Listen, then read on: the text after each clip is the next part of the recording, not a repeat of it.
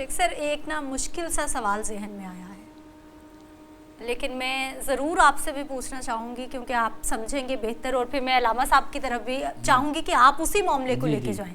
سر یہ جو ہم اہل بیت کی محبت کی بات کرتے ہیں، صوفیاء کرام کی، علماء کرام کی ہم محبت کی بات کرتے ہیں، سر یہ ہمارے معاشرے کے کچھ سیگمنٹس، کچھ علماء کرام یہ درس بھی دیتے ہیں، اس طرح کی چیزیں بھی ہمارے سامنے آتی ہیں کہ اسے شرک سے جوڑ دیا جاتا ہے. مجھے ڈفرینشیٹ کریں کہ شرک بھی نہیں کرنا اور محبت بھی اس درجے کی ہونی چاہیے. میری بیٹی نے بڑا اہم اور بڑا سینسٹیو سر بڑا سینسٹیو اور بڑا بہت بڑا اکثر کوشچن ہے لوگ یہ. عقیدت میں ان دیواروں کو ان لائنوں ہاں کو وہ کراس بڑی کر باریک دیتے ہیں. سی جو لائن ہے. میں اس کو نہ دیکھیں، اس کے نا ایک کور پوائنٹ کو سمجھنے کی کوشش کریں. ہاں میں وہی جاننا چاہ رہی ہوں آپ سے. پہلی بات تو یہ کہ محبت میں مبالغہ آ رہی ہو سکتی ہے. ٹھیک. محبت، عقیدت، سب کچھ ہو سکتا ہے، مبالغہ آ رہی ہو سکتی ہے. انسان زیادہ حسین نہ بھی ہو تو اس کے حسن سے زیادہ اس کی تعریف کی جا سکتی ہے، مبالغہ آ رہی ہو سکتی ہے، لیکن یہ محبت ہے. صحیح. اس کا تعلق شرک سے نہیں ہے. ٹھیک. سمجھے؟ ہم ایک کا مقام نہیں سمجھے، سب کا کیا سمجھیں گے؟ ٹھیک. اب بات جو اصل میں جہاں چھپی ہوئی ہے نا، وہ بلکہ میں اس کو سوال کو علامہ صاحب کی طرف لے کے جانا چاہوں گا، صاحبزادہ صاحب کی طرف. سینسٹیو اور مشکل سوال، لیکن میں سوال جو تھوڑا ذرا اس کو ٹوسٹ کر کے آپ کی خدمت پیش کرنا چاہوں گا کہ ہم امام کو مانتے ہیں، امام کی نہیں مانتے. جو حضرت امام حسن علیہ السلام کی جتنی بھی پریچنگز ہے، اس کے اگر بلٹس نکالے جائیں، ان کے کی فیکٹرز نکالے جائیں کہ کن کن پوائنٹس کے اوپر حضرت امام حسن نے اپنی ساری زندگی میں تبلیغ کی، تو اس کے بیچ میں سب سے پہلے آتا ہے برداشت، معافی، سخاوت، کھانا کھلانا، جھوٹ نہ بولنا، پڑوسیوں کا خیال کرنا، بیواؤں کا خیال کرنا، اور مانگنے سے پہلے کسی کی مدد کرنا. یعنی کہ جیسے بھائی صاحب کہا کرتے تھے کہ تم لوگ جو ہے نا محتاج کا چہرہ صرف پڑھ لیا کرو، اس کو اتنی مہلت نہ دو کہ وہ سوال کرے. واہ واہ واہ. تو جب اتنے سارے ہمارے پاس یہ کریکٹرز ہوتے ہیں اور ہمیں پتہ بھی ہے یا ہمیں پتہ نہیں ہے، تو ہم جانتے ہوئے مان کیوں نہیں رہے ہیں اپنے اندر؟ جب آپ کہتے ہیں کہ مودت ہے، تو مودت کا مطلب تو پھر یہ ہو گیا کہ آپ کی جان ساری ہے ان کی ایک ایک کال کے اوپر، ایک ایک بات کے اوپر. تو وہ سب کچھ نظر کیوں نہیں آ رہا ہمارے معاشرے کے اندر؟ یہ اتنے اہم نکات ہیں، ہم بے صبرے ہوئے جا رہے ہیں اور وہ صبر کی مثال بنے ہوئے ہیں. ہم لوگ اکٹھا کرتے جا رہے ہیں اور وہ سخاوت کی مثال ہے. ہم لوگ جھگڑا کرتے جا رہے ہیں اور وہ معاف کرنے کی مثال ہے.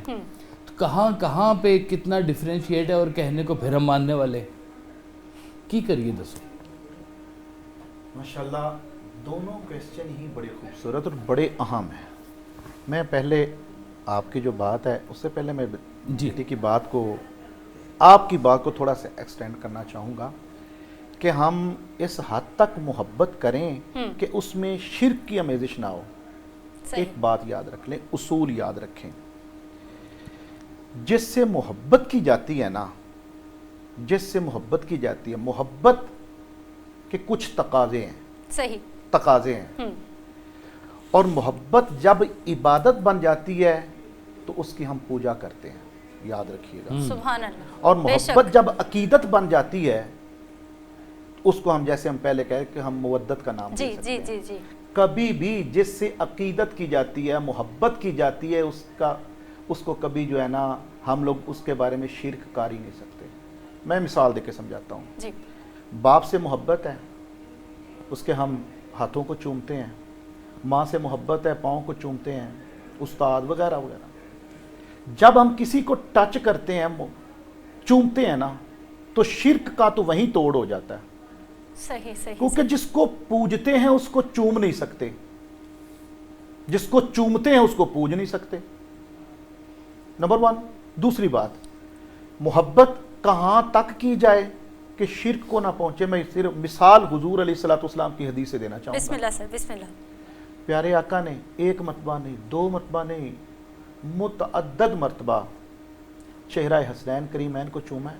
بھیجا تو دنیا والوں کو بتا دیا اتنی محبت کرو، اتنی کرو کہ ان کو چومو. جب چومو گے نا تو ان کا ایک سٹیٹس، ان کا ایک لیول میرے حضور کے نزدیک، فرمایا میرے نزدیک یہ لیول ہے محبت کا کہ میں امام الانبیاء ہونے کے باوجود ان کو چوم رہا ہوں. سبحان اللہ سبحان اللہ. تو یہاں پر شرک تو بڑی پیچھے رہ گیا. شریعت تو کتنی آپ کو پتہ ہے تلوار کی طرح سیدھی ہے، لیکن سجدہ طویل بھی تو اسی محبت میں ہوا میں ہے. اسی طرف آنا چاہ رہا تھا. دیکھیں عبادت کس کی جاتی ہے؟ الہ کی. اگر شرک ہوتا تو ظاہری بات اس کی عبادت کی جاتی. اب ہمارے نبی نے کیا سمجھایا ہے کہ ان کی محبت تم پر ایسے لازم ہے کہ میرا کو سجدہ عام نہیں، 1.25 لاکھ نبی سجدے میں گرے تو محمد کا سجدہ پورا ہو. سبحان اللہ سبحان اللہ. میرا سجدہ کو عام سجدوں کی طرح نہیں ہے. تو جب میں ان کے لیے سجدے کو طویل کر سکتا ہوں تو آپ سمجھائیں محبت کا عالم، محبت کا انداز کیا ہوگا. تو یہاں شرک کو تو دور دور کا علاقہ ہی نہیں ہے. اب میں آپ کے سوال کی طرف آتا ہوں. آپ نے جو فرمایا ہے نا کہ سب کچھ ان کے جتنے بھی کریکٹرسٹکس امام حسین علیہ السلام کے ہیں ان کو اگر پوائنٹ آؤٹ کیا جائے نا تو میں سمجھتا ہوں کہ ایک دفتر ضخیم بن جاتا ہے. ایک اس کے باوجود ہماری زندگیوں میں وہ کردار کیوں نہیں آ رہا ہے؟ سوال آپ کا یہ. جی. اس کا کچھ جواب تو میرے محترم مجھ سے ہر حوالے میں ماشاءاللہ افضل ہیں، انہوں نے دے بھی دیا کہ کمی کہاں پہ رہی ہے. ہماری پہلی درسگاہ میں کمی ہے. صحیح صحیح صحیح. دیکھیں مہد کی بات کر رہے ہیں آپ. مہد کی بات کر رہے ہیں. مہد کی بات کر رہے ہیں. دیکھیں نا وہ مہد جہاں سے تربیت امام حسن اور حسین کی ہوئی ہے، ذرا دیکھیں تو صحیح نا. جن کے گھر کے جو نوکر ہیں نا، میں ایک حدیث کا سہارا لوں گا. آپ کے غلام سے نا ایک قیمتی برتن ٹوٹ گیا اور مستند ہے، اتھینٹک بات ہے.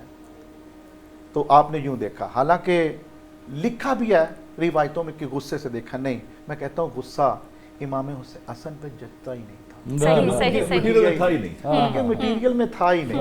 اور ایک اور بات اس سے پہلے میں، اہل بیت اطہار جتنا بھی خانوادہ نبوت و ولایت ہے نا، ابتلاء، آزمائش اور صبر ان کی ذات کا خاصہ رہے، آج تک جاری ہے اور آج تک جاری ہے. واہ واہ. میں وہ بات مکمل کر لوں، وقت جی شارٹیج ہے. دلیل ہے جی. کہ برتن ٹوٹ گیا، آپ نے یوں دیکھا، غلام سمجھا کہ شاید غصے میں ناراضگی ہے، ناراضگی سے دیکھ رہے ہیں.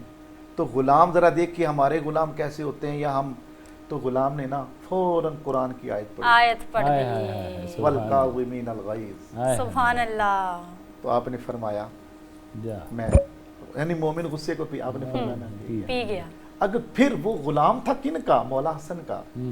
والعافین عن الناس، آپ نے فرمایا جا میں نے تجھے معاف ہی کر. پھر غلام بولا واللہ یحب المحسنین. جن کے غلاموں کا علم اور حلم اور تقوی کا یہ عالم ہوگا، وہ سردار کیا ہی سردار. کیا سبحان اللہ سبحان اللہ. دوسری بات سمجھیے گا، اگلی ہمارے مہد میں جو پہلی ہماری درسگاہ ہے نا اس میں کمی ہے. اور جب تک یہ کمی پوری نہیں کی جائے گی، اور میں سمجھتا ہوں کہ یہ کمی آج سے نہیں چلی آ رہی، یہ کمی تھی پہلے سے، شروع سے چلی آ رہی ہے. اور میں اگر پوائنٹ آؤٹ کروں گا تو بات بڑی دور تک چلی جائے گی.